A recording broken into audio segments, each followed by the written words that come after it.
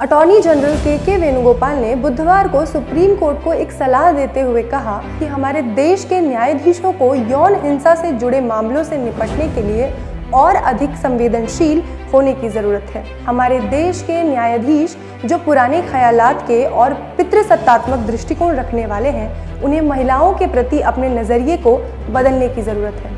नमस्कार, आप देख रहे हैं मीडिया दरबार और मैं हूं आपके साथ पूजा। देश के अटॉर्नी जनरल वेणुगोपाल ने जस्टिस एएम खानविलकर की पीठ से कहा कि न्यायाधीशों में महिलाओं के प्रति फैसले लेने में लैंगिक संवेदनशीलता का ख्याल होना चाहिए।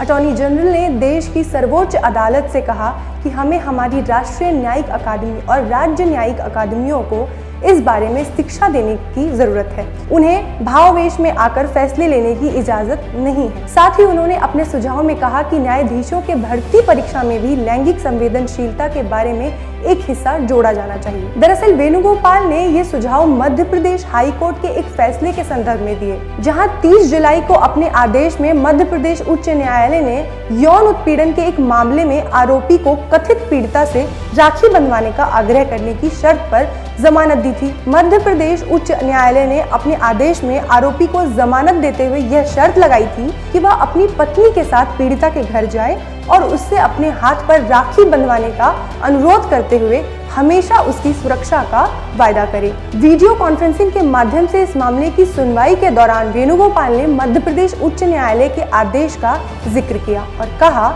जहां तक पेश मामले का संबंध है तो ऐसा लगता है कि फैसला लेते समय सुनवाई कर रहे न्यायाधीश भावावेश में आ गए थे।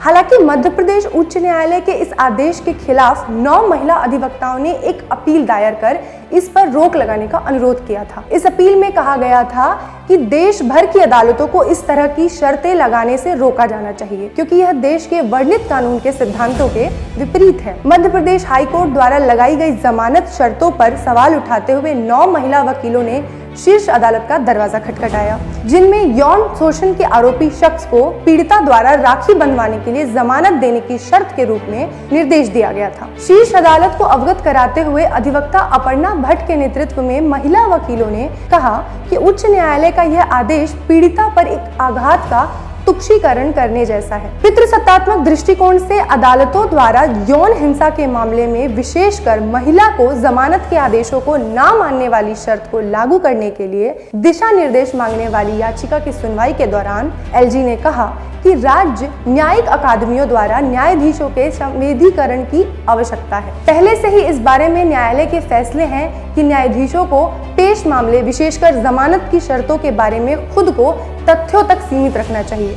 उन्होंने कहा कि न्यायिक अकादमी में शीर्ष अदालत के फैसले पढ़ाए जाने चाहिए और उन्हें निचली अदालतों तथा उच्च न्यायालय के समक्ष रखा जाना चाहिए, ताकि न्यायाधीशों को पता रहे कि क्या करने की आवश्यकता है। देश में इस तरह के फैसलों का एक कारण ये भी हो सकता है कि देश में महिला जजों की संख्या में भारी कमी है। हमारे देश की न्यायपालिका में पुरुष जजों की तुलना में महिला जजों की संख्या काफी कम है। देश की सभी 26 उच्च न्यायालयों और सुप्रीम कोर्ट को मिलाकर हमारी न्याय व्यवस्था में कुल 1113 न्यायाधीश हैं, जिनमें महिला जजों की संख्या महज 80 है, जो प्रतिशत के हिसाब से कुल 7.2% है। इस कुल संख्या में से 34 न्यायाधीश सुप्रीम कोर्ट के हैं। आपको ये जानकर आश्चर्य होगा कि इन 80 महिला जजों में भी सिर्फ 2 सुप्रीम कोर्ट में हैं और बाकी 78 जज विभिन्न उच्च न्यायालयों में हैं। उनमें भी सबसे अधिक महिला जज यानी 11 पंजाब और हरियाणा हाईकोर्ट में हैं। इसके बाद मद्रास हाईकोर्ट में 75 में से 9 महिला जज हैं। मुंबई और दिल्ली हाईकोर्ट की बात करें